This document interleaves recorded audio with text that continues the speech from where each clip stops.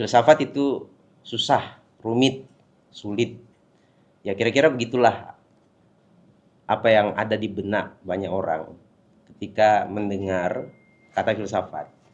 Nah, baru-baru ini topik tentang filsafat itu mengemuka karena ada salah satu influencer yang mengusulkan bagaimana jurusan filsafat itu sudah tidak relevan di kampus. Kenapa? Karena kita sudah ada di era di mana sains dan teknologi itu sudah bisa menjadi instrumen yang kokoh menunjang dunia akademik. Nah, hari ini di Alauddin Podcast kita kedatangan salah seorang dosen UIN Alauddin Makassar, Fakultas Usuluddin dan Filsafat. Beliau adalah dosen filsafat. Ya, kita perkenalkan Pak Wahyu. Beliau Wahyudin Halim, pernah belajar di Kanada, Pak ya. Lanjut studi setelah selesai S1 di Fakultas Usuluddin, lanjut studi di Kanada, ya. Kemudian S3 di... Ada S2 yang kedua. Di mana, Pak? Di Philadelphia. Oke, Philadelphia, USA. Studi agama-agama. Oke, kemudian lanjut S3 di Australia. Ada antropologi. Ini kompleks berarti, Pak Wahyu. Ya. Dari filsafat dan juga menggeluti antropologi. Ya. Nah, kembali ke topik kita soal filsafat, Pak Wahyu. Kita awali dulu bincang-bincang kita siang ini. Sebenarnya sejauh pengalaman Pak Wahyu belajar tentang filsafat, apa sih kata kunci tentang filsafat itu yang kira-kira ketika disampaikan utamanya kepada generasi Alpha, generasi Z, filsafat itu ini loh. Kira-kira apa, Pak? Kalau harus dibuat dalam satu kata kunci yang mungkin lebih familiar dengan generasi sekarang dan dunia akademik kontemporer, itu adalah critical thinking. Berpikir kritis. Jadi orang yang sebenarnya selalu mampu berpikir kritis, bahkan memikirkan tentang mengapa dia sedang berpikir, dan selalu berpikir sebelum bertindak, dia sebenarnya sudah mengamalkan satu dimensi filsafat, yaitu berpikir kritis. Walaupun itu nanti harus dibarengi dengan pemikiran mendalam, radikal dan sistematis. Tambah lagi tentang segala yang ada dan mungkin akan ada.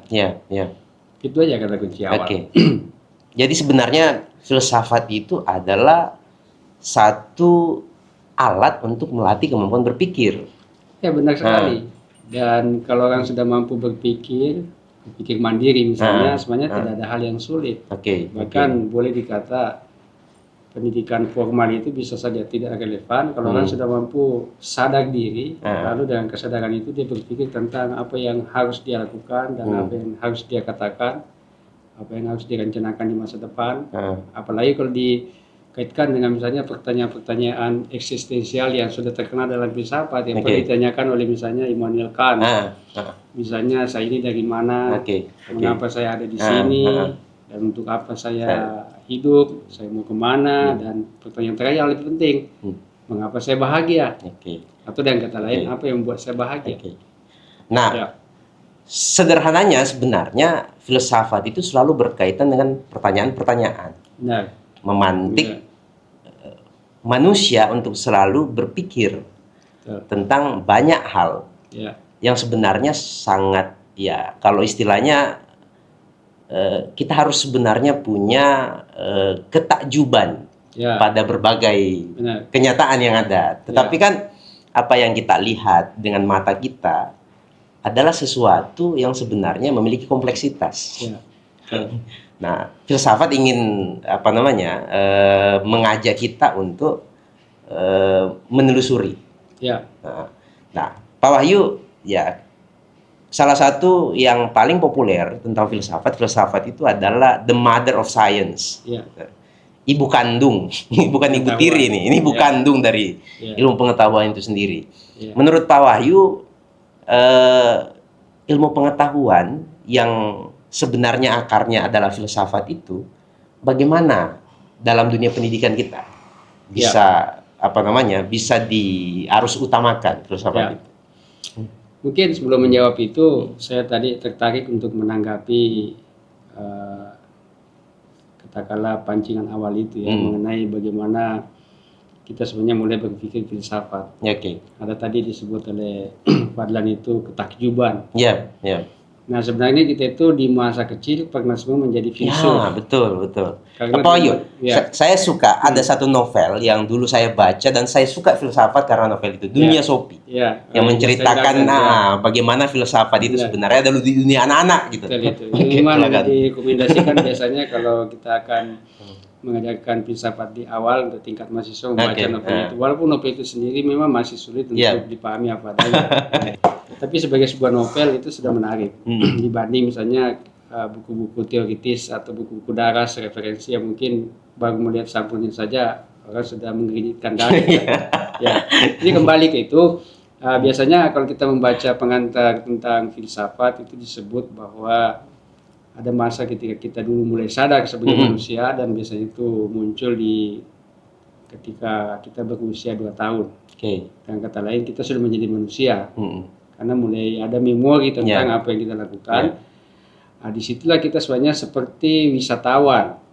Tapi kita bukan wisatawan dalam arti sempit, tapi wisatawan di sebuah dunia baru yang kita kunjungi, karena kita sebenarnya berasal dari dunia lain. Dan sebelum masuk ke dunia lain kan kita di dunia arwah. Jadi sudah melewati 2 dunia. Maka ketika kita lahir di bumi ini lewat rahim ibu, kita takjub dengan dunia. Semuanya sangat menarik. Bulan yang kita lihat, kemudian ada semut yang beriringan di depan kaki kita amati. Belum lagi manusia yang kita jumpai setiap saat, kita kagum melihat mereka jadi kita nggak bisa berfilsafat kalau pertama-tama tidak ada lagi rasa kagum itu. Karena dari rasa kagum itu kemudian muncul rasa heran. Karena curiosity yang ingin tahu. Takjub juga. Dan kita mulai banyak bertanya, kenapa bulan itu bundar, kenapa dia menghilang, dan seterusnya. Jadi paling enak sebenarnya mencermati awal orang berfilsafat itu adalah mencermati seorang bayi yang baru mulai sadar, dan pertanyaan-pertanyaan sebenarnya itu sangat filosofis. Dan susah dijawab. Ada orang tua yang tidak sabar karena dibilang itu belum waktunya kamu tahu itu. Padahal itulah masanya kita menjawab dengan sederhana tetapi benar. Dan ada banyak buku sebenarnya yang sudah menulis tentang itu, termasuk dan anak-anak pun berfilsafat itu terjemahannya. Saya lupa aslinya dalam bahasa Inggris, tapi itu merangkum banyak pertanyaan-pertanyaan anak kecil yang sebenarnya itu universal. Jadi bayangkan kita dulu itu ketika berada di teras, orang Inggris bilang Lego. Bahasa Indonesia kan dari bahasa Inggris terrace atau serambi. Kita sudah diminta masuk pada jam-jam 8 malam untuk tidur, tapi karena lagi bulan purnama kita nggak masuk rumah. Kita masih mau melihat itu. Nah pertanyaannya sekarang setelah kita dewasa, masih ada nggak yang misalnya menatap bulan di saat dia purnama? Karena kita sudah terbiasa. Seperti wisatawan yang sudah lama di satu daerah, setelah lewat seminggu dia udah terbiasa. Nggak kagum lagi dengan yang pertama dia lihat. Maka dikatakan kalau mau terus menjadi filsuf, jangan pernah kehilangan rasa kagum terhadap fenomena yang kita lihat. Kita harus menatapnya sekali lagi dengan perspektif baru supaya muncul pertanyaan-pertanyaan filosofis. Dan untuk itu sebenarnya kita selalu butuh jalan gitu. Menjadi pejalan, berpetualang. Berpetualang baik secara intelektual maupun secara aktual. Jadi kalau pertanyaan intelektual kan bisa kita membaca buku dan menelusuri secara virtual apa yang diceritakan oleh para penulis sehingga imajinasi kita jalan. Tapi juga yang sangat menunjang adalah perjalanan secara aktual. Kita harus tidak boleh berada di satu tempat dalam waktu yang lama karena membuat kita membeku, tidak lagi ada rasa penasaran. Kita harus banyak berwisata. Makanya biasa saya mengatakan orang yang intoleran itu karena misalnya dia iliterasi dalam 3 hal. Artinya iliterasi itu bisa karena tidak banyak piknik, kemudian tidak banyak baca, dan tidak banyak bergaul.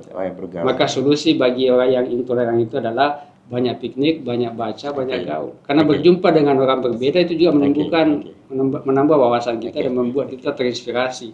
Lebih-lebih kalau kita melakukan perjalanan secara aktual ke tempat-tempat baru dan berbeda setiap saat, pasti kita akan ketemu daerah baru dan orang baru. Juga mungkin pengalaman hidup baru. Ada 2 kata kunci yang menarik tentang filsafat yang mungkin lebih ringan untuk dielaborasi, digali. Soal wondering. Ketakjuban dan curiosity. Ya, betul. Rasa ingin tahu. Nah, ini untuk anak-anak, Pak Wahyu.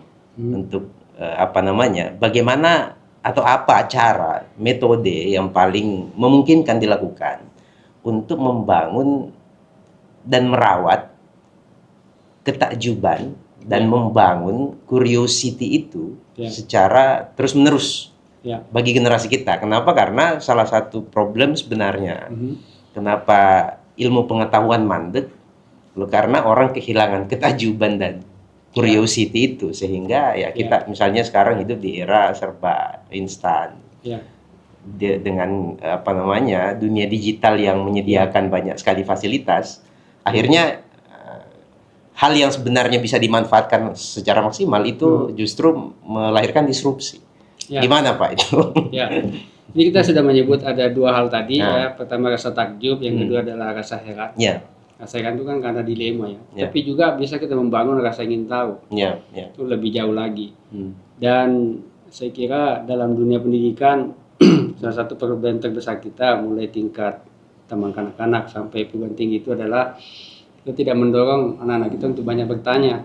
Jadi seakan-akan anak yang paling baik itu adalah yang selalu manut. Yang manut. Iya. Samina watak. Ada yang paling parah kan kadang-kadang masih banyak guru yang kalau mengajar itu meminta anak-anak mengulang kosakata. Hanya 5+5 sama dengan 10. Gitu kan. Itu kan membangun budaya ikut-ikutan saja dan tidak membangun semacam jiwa kritis. Selalu mempertanyakan kalau memang itu harus dipertanyakan. Apalagi ada unsur otoritas sebagai seorang guru yang kita bangun sedemikian rupa supaya wibawa kita itu memungkinkan anak-anak mematuhi semua perintah. Nah, dan ketika ada anak-anak yang sangat kritis, kita kemudian merasa anak ini agak nakal. Jadi seakan-akan kritisisme itu identik dengan kenakalan. Bahkan misalnya ketidakmauan mereka mematuhi aturan-aturan kelas itu juga dianggap sebagai bentuk kenakalan. Padahal itu sebenarnya mungkin bentuk kecerdasan yang lebih tinggi, yang tidak mau mengikuti apa saja. Nah, kita tahu kan sejarah ilmu pengetahuan diwarnai dengan tokoh-tokoh yang drop out dari sekolah karena dia pasif sekali di sekolah ketika guru mengajar, karena dia lebih suka menggambar, lebih suka dia melakukan aktivitas yang bersifat kinestetik. Tapi menurut saya kendala terbesar kita, terutama ketika menghadapi mahasiswa di semester 1 di misalnya prodi akademik filsafat yang seharusnya memang lebih banyak mengeksplorasi banyak masalah secara kritis, itu adalah karena mereka di level sekolah tingkat dasar dan menengah itu tidak punya tradisi kritis. Jadi ketika diminta bertanya itu malu atau takut. Mungkin karena mereka trauma di masa ketika dia sekolah di mulai SD sampai SMA itu setiap bentuk pertanyaan itu akan di-cut oleh gurunya sebagai sesuatu yang tidak perlu. Punya Anda patut saja lah. Nah, padahal menurut saya dengan kemampuan bertanya saja itu sudah satu bagian dari filsafat. Yang menarik Pak Wahyu tadi soal apa namanya, ya kita menjumpai seringkali generasi kita itu malu bertanya, takut salah. Mengapa? Karena bisa jadi karena dalam rentang waktu yang lama mereka didogma tentang benar salah, hitam putih. Sedangkan sebenarnya filsafat itu adalah dunia yang tidak mengenal hitam putih. Filsafat itu dunia eksplorasi. Filsafat adalah dunia trial and errors gitu. Sesuatu yang harus dialami sebagai proses pencarian terus menerus. Nah, Pak Wahyu, ini yang menarik ini karena Pak Wahyu juga punya background studi agama-agama. Apakah Pak Wahyu melihat ada hubungan antara kemandegan tradisi filsafat itu dengan dogma dalam agama yang dianut dan berkembang di masyarakat? Ya, itu membawa kita kepada isu yang lebih kompleks ya. Mungkin pertanyaan yang lain yang bisa diajukan, apakah agama itu sebenarnya membuka ruang untuk berpikir? Nah, selama ini kan pengajaran agama kita itu lebih bersifat doktriner, dogmatik. Pokoknya samina wa ta'atan itu. Dan kita merasa anak-anak kita sudah sangat agamis atau saleha itu ketika dia sudah menghafal misalnya surat-surat pendek kalau dalam Islam ya. Banyak menghafal doa-doa. Tapi misalnya tidak mengerti mengapa dia harus beribadah. Nah, padahal dengan mengetahui manfaat secara aktual dan personal setiap ibadah itu, kita bisa malah beribadah secara sukarela dan tanpa harus dipantau oleh guru, dipantau oleh orang tua. Kita tetap melakukan ritual itu karena kita merasakan manfaatnya dalam kehidupan. Nah, tapi persoalan kita adalah mendorong orang untuk memikirkan tentang mengapa kita melakukan ibadah itu kan tidak pernah kita lihat itu dianjurkan di dalam pengajaran. Misalnya makna-makna setiap ritual, itu nanti dewasa baru kita kemudian mulai bertanya, itu bukan karena dorongan guru, tapi kita merasa saya kok salah tuh begini-begini saja. Hambar ya? Hambar. Saya sudah menjalani Ramadan sekian puluh tahun, tapi kok saya tidak merasakan efeknya dalam kehidupan. Hanya kita kan membaca tentang itu. Jadi kita temukan itu dalam bacaan. Padahal kalau kita misalnya ambil contoh Islam sebagai contoh ya, kan kita sudah sering mendengar ayat-ayatnya itu penuh dengan anjuran itu, apalagi tatafakkaru, apalagi tubsirun, merenung, walhum qulubun la yafqahuna biha dan sebagainya, yang sebenarnya menganjurkan kita ini bukan hanya membaca teks lalu kemudian mengamalkan, tapi berpikir tentang mengapa kita melakukan itu. Dan istilahnya kalau dalam dunia pendidikan sesuatu menjadi berefek, berdampak apabila kita tahu manfaatnya. Kalau dalam istilah Mas Hernowo yang banyak menulis buku-buku tentang membaca dan menulis itu disingkat menjadi ambak. Jadi bukan memukul dalam bahasa Bugis, ambak. Tapi apa manfaatnya begitu? Nah, kalau kita tahu manfaat sesuatu pada diri kita, kita melakukannya secara sukarela. Nah, jadi tapi kita beragama seperti orang misalnya patuh lalu lintas hanya karena ada polisi. Bukan kesadaran. Ya, jadi agama anak kecil takut karena ada hukuman dan baru melakukan tindakan kalau ada balasan.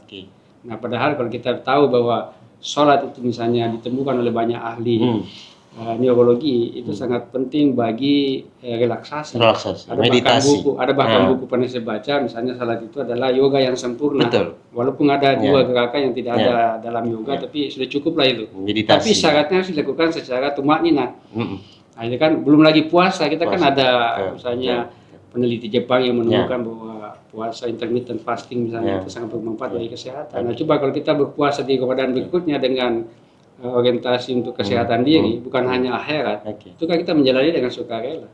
Jadi yang menjadi problem sebenarnya adalah cara kita menerjemahkan dan menafsirkan banyak sekali doktrin-doktrin dalam agama. Padahal sebenarnya ketika kita kaji bahkan basis tekstual dari agama-agama itu sendiri sebenarnya senantiasa mengajak umatnya untuk berpikir, untuk menggali, mengeksplorasi banyak. Belum lagi kalau dibawa ke misalnya ayat-ayat yang menganjurkan kita membaca, apalagi kan surah pertama yang diwahyukan kepada Nabi kan membaca, dan membaca di situ kan sebenarnya betul-betul sangat filosofis. Bukan membaca teks, karena pada kenyataannya Nabi tidak diserahi oleh Jibril sebuah teks untuk dibaca, tapi kan membaca ayat kauniyah, membaca ayat kauliyah, dan membaca ayat kauniyah saja sudah membuat kita tadi kembali ke takjub dan kemudian kagum dan punya rasa ingin tahu, mengeksplorasi lebih jauh ya.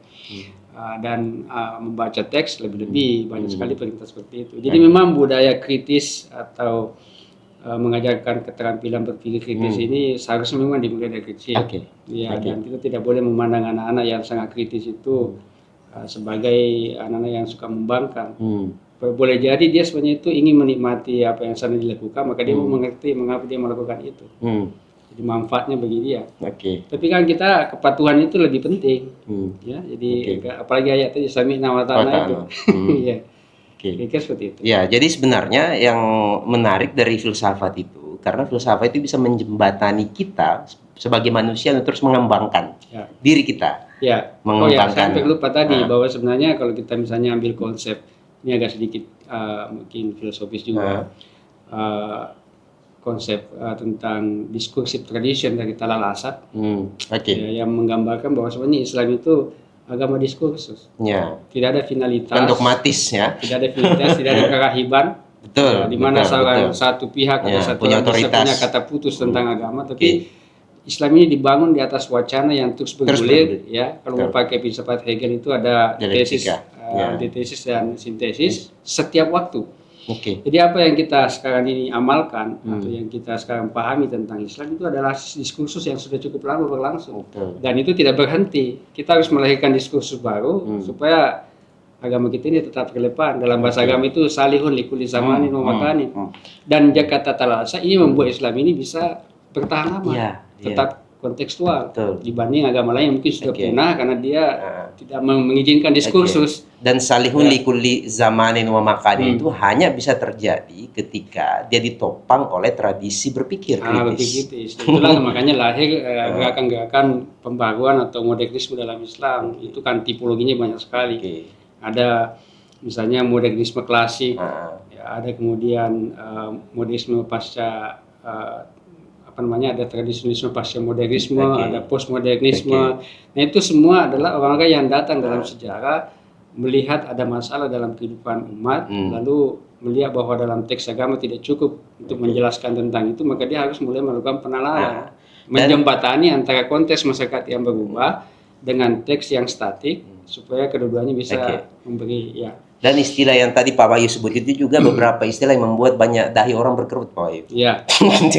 Ketika sudah masuk ke dunia isme, isasi, logi, ini kadang orang sulit memahami bahasa-bahasa yang menjadi pengantar untuk memahami dunia filsafat. Tapi itulah sebenarnya substansi pengetahuan. Bahwa pengetahuan itu baru bisa menjadi ilmu yang sistematis ketika bisa dikomunikasikan. Karena dengan sistematisasi atau kategorisasi sebuah ilmu bisa dikomunikasikan. Nah, kita tahu bahwa Aristoteles itu disebut sebagai al-muallimul awal atau guru pertama. Karena dialah yang pertama mensistematisasi pengetahuan, membuat klasifikasi pengetahuan. Karena sebelumnya orang kalau mau belajar ilmu itu kayak Socrates, ikuti aja kemana dia pergi, semua yang dikatakan itu ilmu. Tapi kalau misalnya kita ngalir Socrates mau ngalir gitu. Dia hanya mengajak kita berpikir, tapi tidak mensistematasi pemikiran itu supaya bisa dikomunikasikan ke orang lain. Nah, data Aristoteles dia membuat klasifikasi, ada misalnya etika, fisika, metafisika, logika, estetika. Ketika kita mau belajar ilmu, kita sudah bisa mengatakan kamu belajar yang mana, mau etika, estetika, atau logika, retorika. Dan sistematisasi itulah sebenarnya adalah awal dari kemampuan manusia menciptakan tatanan. Nah, itu dia, betul. Karena tatanan butuh itu. Ya, begitu juga tadi kata isme-isme itu. Sebenarnya tanpa itu pun boleh, tetapi kita ingin memetakan apa yang sedang kita pikirkan itu sehingga bisa dipahami orang lain. Betul. Kita kan menggunakan simbol-simbol bahasa dan sebagainya. Jadi tapi kalau misalnya isme selalu diidentikan dengan paham baru yang bisa merusak agama, itu kan juga khawatiran tidak perlu. Tapi saya ingin kembali ke apa tadi yang Pak Dan tanyakan, tapi belum sempat saya tanggapi bahwa kalau kita bawa ke sebenarnya pengertian filsafat itu apa, saya suka sebenarnya mengutip barangkali dari Hussein Nasr saya Hussein Nasr yang menyebut bahwa filsafat itu sebenarnya punya makna dua. Pertama adalah sebagai way of life, cara hidup, jalan hidup, tapi juga sebagai disiplin ilmu. Sebagai way of life, itulah kita kemudian mengenal kata-kata yang sudah sebenarnya populer dalam masyarakat, tetapi kita tidak menganggap itu filsafat. Misalnya bentuknya falsafah hidup, filosofi.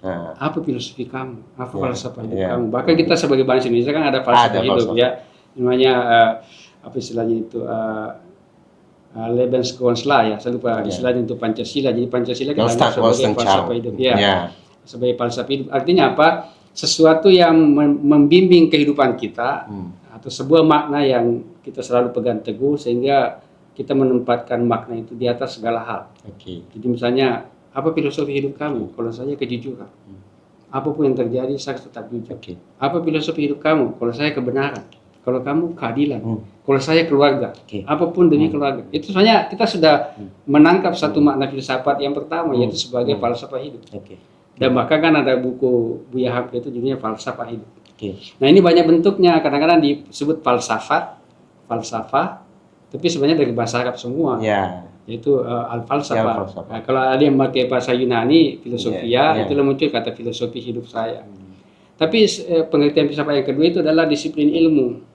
Itulah yang sebenarnya kita perkenalkan di perguruan tinggi. Disistematisasi. Disistematisasi. Di situ ada objeknya, objek material, objek formal atau tokohnya, ada sejarahnya. Biasanya itu dimulai dari para filosof Yunani pra-Sokrates yang disebut dengan para filsuf Miletus. Kalau disebut namanya kan jadi aneh lagi. Ada misalnya Thales, Anaximenes, Anaximandros, Heraklitus, Parmenides, dan seterusnya. Lalu masuk masa Sokrates. Itu sudah mulai banyak ditulis. dan lebih banyak cakupannya karena tema-tema yang dibicarakan Socrates itu sudah ada politik, ada filsafat hidup. Lalu muridnya lah yang membuat dia terkenal, ada Plato. Plato lebih hebat lagi namanya Aristoteles. Jadi itu sejarah filsafat sebagai ilmu. Tapi isi dari ilmu itu juga filosofi hidup. Ya kan? Jadi cuma kan kita sering menolak filsafat, padahal untuk menolak filsafat itu kita sudah berfilsafat. Kata Aristoteles, kita tidak bisa menolak filsafat sebelum berfilsafat dulu. Nah, jadi menurut saya memang kata filsafat sebagai disiplin ilmu tidak populer. Dan itu yang banyak ditakuti. Mungkin karena asumsi orang menjadi filsuf itu atau filsafat itu pasti orang yang berkepala botak, berkacamata tebal, dikelilingi oleh buku-buku besar. Sehingga ketika orang mau pilih jurusan filsafat sudah keder duluan. Wah, saya nggak bisa begitu, saya nggak kuat mikir. Tapi orang-orang sebenarnya yang hidup damai, tenang, bahagia, semua itu punya filosofi hidup. Punya filosofi hidup. Semua orang pasti punya filosofi hidup. Dan itu juga filsafat. Karena yang menarik sebenarnya, yang kadang entah disadari atau tidak, manusia itu butuh makna. Dalam menjalani kehidupan sehari-hari kita butuh meaning, butuh makna. Dan sebenarnya filsafat dapat membantu kita untuk memahami banyak sekali makna-makna dalam hidup yang bisa jadi kita alami tetapi tidak disadari bahwa itu punya makna. Gimana? Makanya filsafat juga itu salah satu pengertiannya adalah menyempurnakan jiwa manusia melalui pencarian kebenaran sesuai dengan tingkat kemampuan manusia berpikir. Apa artinya bahwa hidup kita ini sebenarnya tidak sempurna, tapi kita tetap bisa berusaha untuk menyempurnakan diri dengan misalnya mengejar sesuatu yang memang bermakna, sesuatu yang memang penting dalam hidup. Siapa tahu kita tertipu oleh sekedar ikut-ikutan, ya, kecuali ya, kemana-mana, binawa misalnya, ya, ikut-ikutan. Padahal yang orang kejar itu tidak bermakna. Nah, jadi filsafat menunjukkan kepada kita bahwa kehidupan yang otentik itu seperti ini. Jangan yang material. Kita manusia ini makhluk spiritual, juga makhluk fisikal. Jangan sampai kita mengejar yang tidak abadi karena fisik kita akan misalnya akan fana, akan hilang, akan mengalami kemunduran secara kualitas. Tetapi ada yang substansi dalam hidup kita yang tidak akan berubah, malah bisa tersempurna, yaitu jiwa kita. Nah, masalahnya kan manusia ini lebih suka, lebih mudah, dan memang lebih menggoda mengejar makanan bagi tubuh yang memuaskan dimensi manusia yang rendah, yaitu dimensi binatang, dimensi tumbuh-tumbuhan kalau dalam filsafat ya, hewani dan nabati. Padahal ada dimensi yang lain yang sebenarnya harus kita jaga, kita kembangkan, kita sempurnakan dari waktu ke waktu, yaitu dimensi malakuti atau dimensi intelektual. Nah, untuk memenuhi kebutuhan intelektual ini tidak bisa dengan banyak makan secara fisik. Kita harus banyak mensuplai dengan pikiran yang sehat, dengan diskursus, dengan percakapan-percakapan yang bermakna. Nah, banyak orang kan mengejar yang lebih mudah, tidak mau berpikir. Nah, dalam sejarah menariknya Pak Wahyu, karena sebenarnya apa yang kita sebut sebagai tradisi berpikir, tradisi intelektual, dia berkelindan seiring sejalan dengan tradisi spiritual. Karena sebenarnya kan tempat kelahiran para pemikir, tempat kelahiran banyak sekali karya-karya pengetahuan, awalnya adalah rumah-rumah ibadah, Pak. Adalah kuil-kuil, adalah masjid, gereja dan seterusnya. Ya sebenarnya tradisi spiritual itu tidak bisa dipisahkan dari tradisi ilmu pengetahuan itu sendiri. Ya, artinya kalau kita lihat sosok seperti misalnya Ibnu Sina ya, jadi dia kan juga hafiz itu. Ya, kalau nggak salah umur 7 tahun sudah hafal Quran. Tetapi kan dia tidak berhenti di situ. Dia oleh bapaknya yang memang punya kemampuan ekonomi karena dia seorang pejabat istana, itu dicarikan tukang guru les private untuk banyak bidang ilmu, ya, les logika, ya, les matematika, les kedokteran, les fisika dan sebagainya, dan dia cepat sekali menguasai semua ilmu itu, dan hafalan Quran dia bermanfaat untuk memberi dia inspirasi pengetahuan untuk mencipta. Ya, jadi kan bukunya itu Al-Qanun Fiktif itu di bidang kedokteran kan sampai abad ke-18 Eropa itu masih dijadikan buku teks. Nah, itu berarti visioner sekali dia dalam menulis, dan tidak mungkin manusia biasa punya visi kalau tidak ada inspirasi ilahi. Kan ya, jadi menurut saya kita harus kembalikan pusat-pusat studi agama itu bukan lagi sekedar untuk melahirkan orang yang sekedar saleh, juga penting, atau pious, tapi juga memang intelek. Dan intelek tidak bisa juga hanya dibangun dengan memperbanyak perpustakaan tanpa komunitas epistemik, di mana kita berdiskusi. Betul. Tradisi diskursusnya itu karena bacaan kita itu mengendap kalau tidak didiskusikan. Makanya tradisi polemik, syarah buku, hasyish dan sebagainya itu kan hidup sekali di masa kejayaan Islam.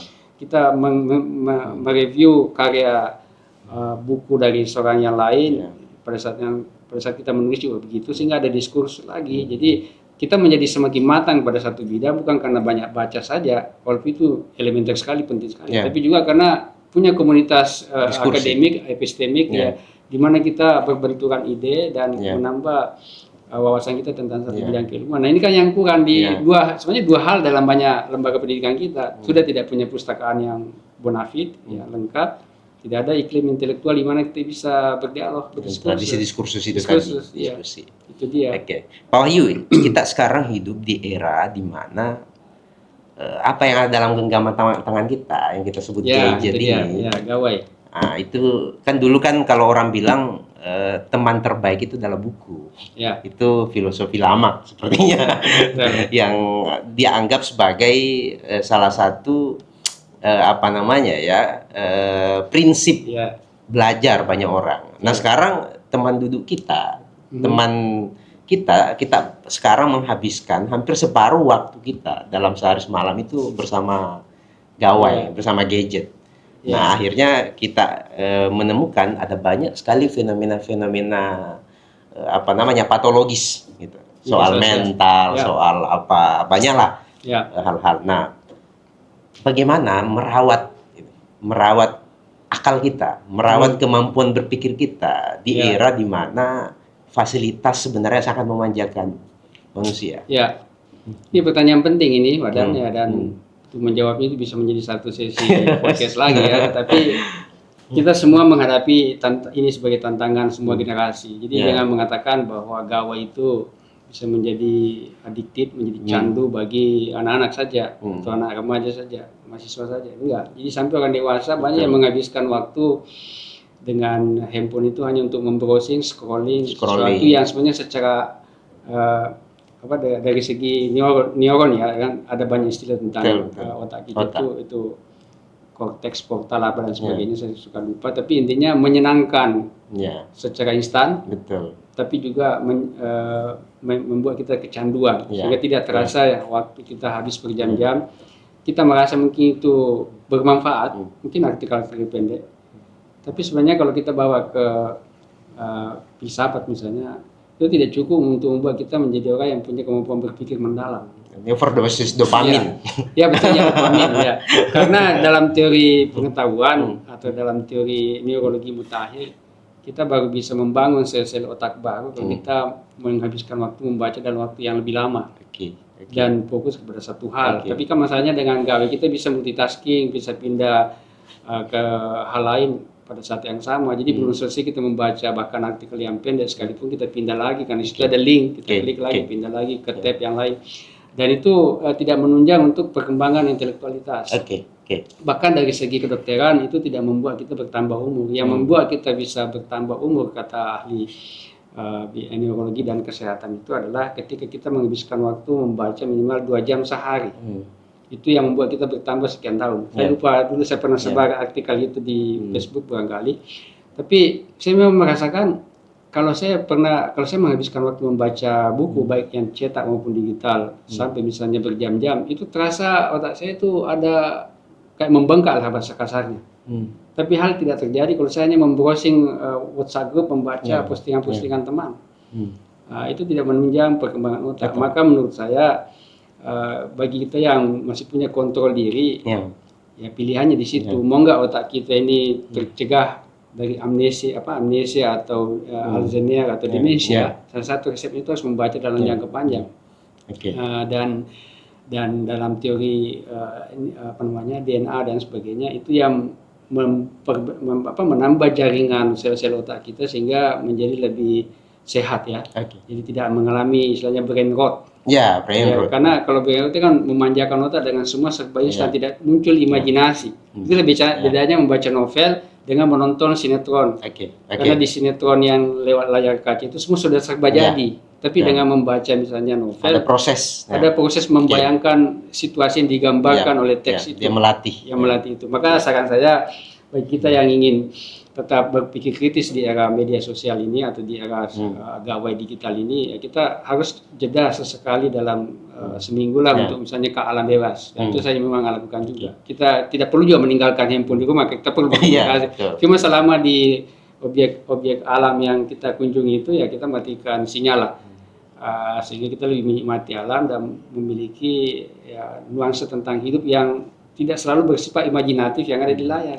Jadi kita butuh jeda. Kita butuh jeda. Butuh tumanina. Butuh tumanina. Jadi memang inti kehidupan kan disiplin. Jadi disiplin main gawe, disiplin belajar, disiplin makan, disiplin tidur. Nah kan orang yang panjang umur semuanya itu orang yang paling hebat disiplinnya.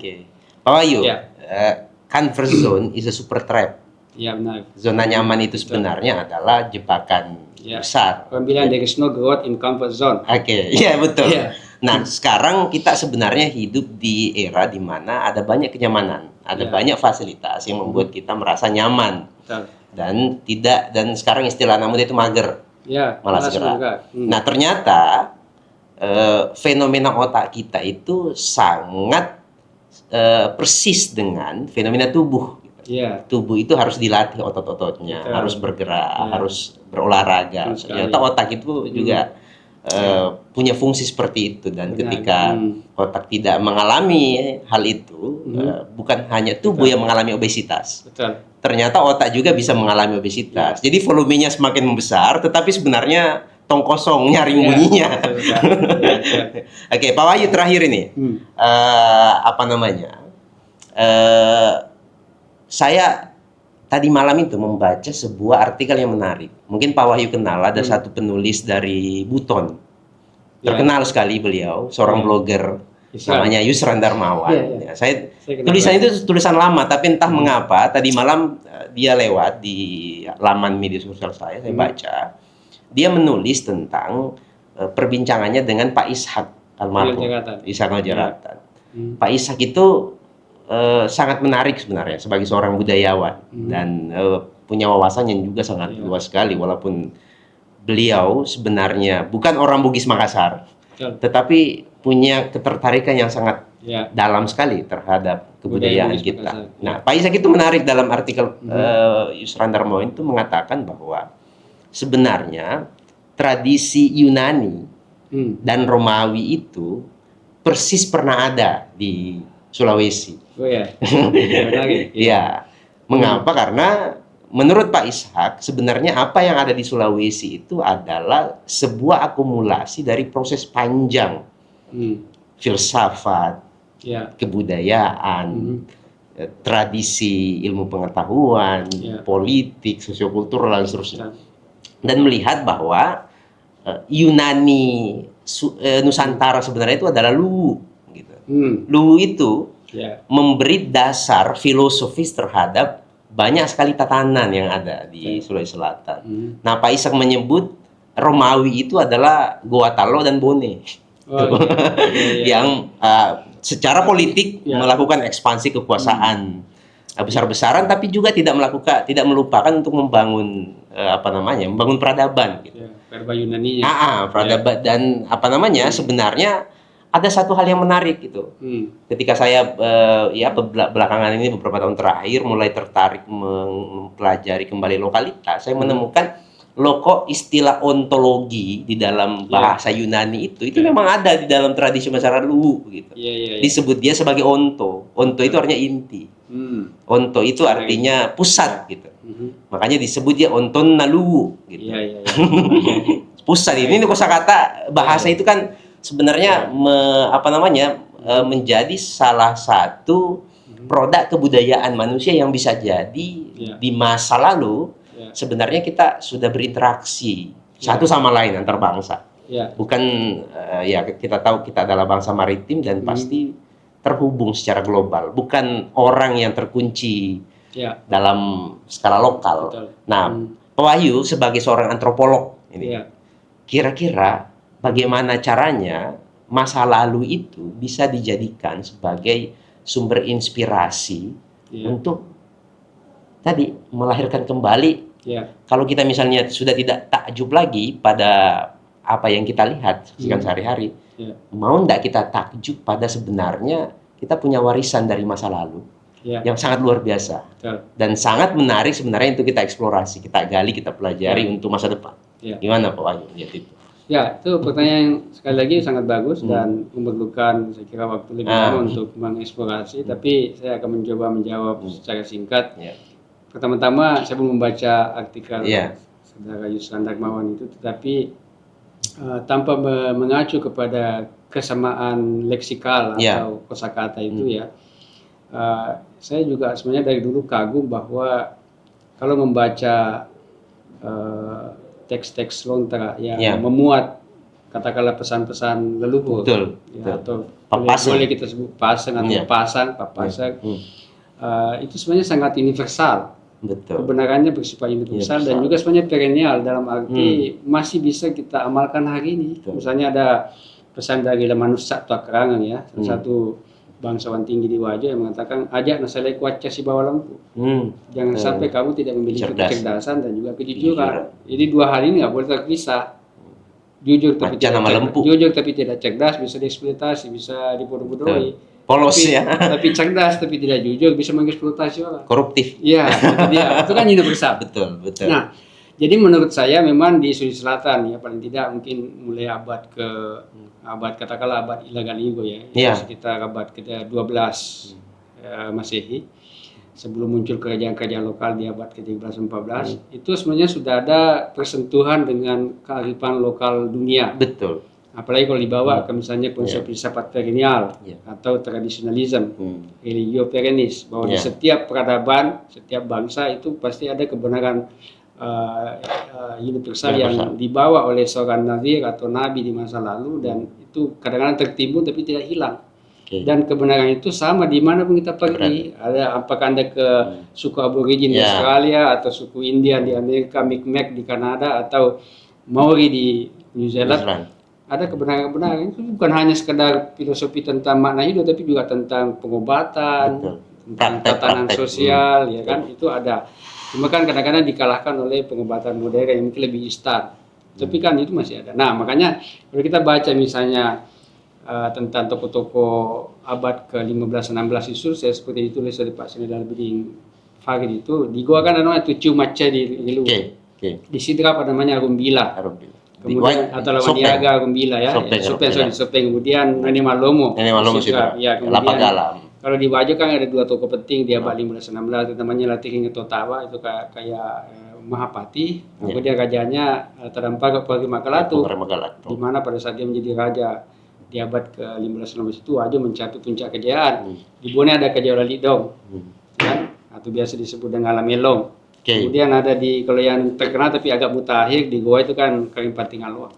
Karang Bonto Lempangan. Pertanyaannya dari mana orang ini mendapat inspirasi, pengetahuan dan mengungkapkan pesan-pesan yang sangat universal dan menulis juga. Jadi itu menurut saya ada percikan-percikan kebenaran global yang mungkin dibawa oleh para nabi-nabi atau para katakanlah kan kalau di dalam filsafat perennial itu ada sosok yang membawa pengetahuan itu adalah Nabi Idris. Kalau Nabi Adam hanya nama-nama benda-benda.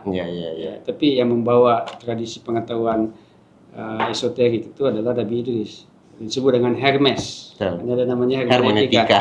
Jadi apalagi kan ada ayat Al-Quran kalau nggak salah mengatakan wa ma min ummatin illa fiha nadhir la khala fiha nadhir. Tidak ada satu umat kecuali pada umat itu ada seorang pembawa peringatan atau nabi kalau belakang hari.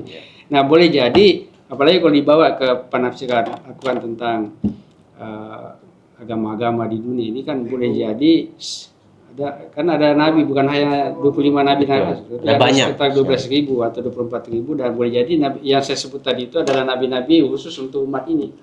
Nah, tapi kan tertindih oleh katakanlah kolonialisme yang membuat kita lebih mengagumi budaya penjajah, inferioritas, kita merasa inferior dengan khasanah ilmu kita sendiri, jadi kita tidak lagi baca itu dan kita menganggap sudah ketinggalan zaman, tidak sesuai dengan zeitgeist.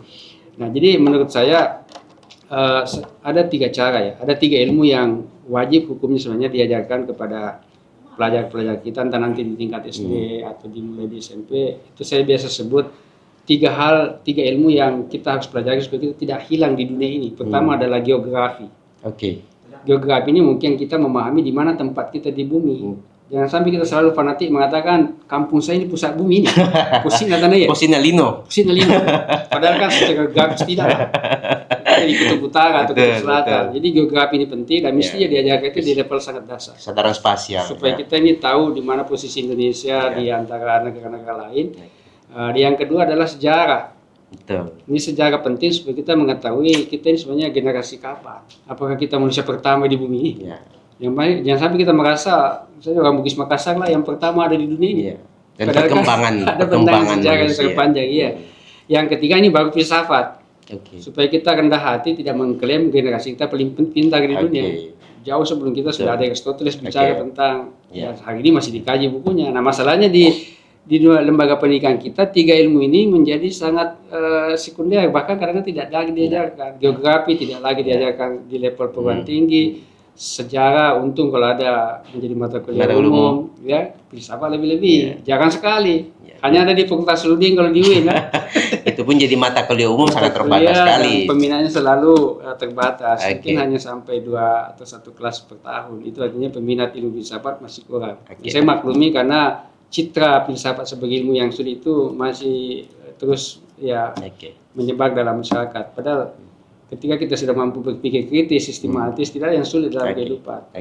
Itu mungkin Pak Wahyu, podcast kita hari ini. Filsafat adalah alat sebenarnya yang sangat membantu manusia dalam mengembangkan kehidupan dari zaman ke zaman, dari waktu ke waktu.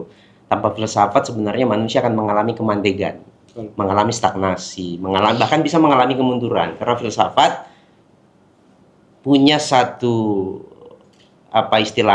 aksioma atau filsafat punya satu diktum bahwa sebenarnya kehidupan tidak pernah final. Kehidupan tidak ada yang selesai. Segala sesuatu yang kita anggap sebagai mutlak sebenarnya di dalam tradisi filsafat selalu digugat. Kenapa? Karena salah satu hal yang mutlak dalam kehidupan itu sendiri adalah perubahan yang akan terus terjadi secara terus-menerus. Itu kita ketemu lagi di Aulidin Podcast episode berikutnya. Salam makin.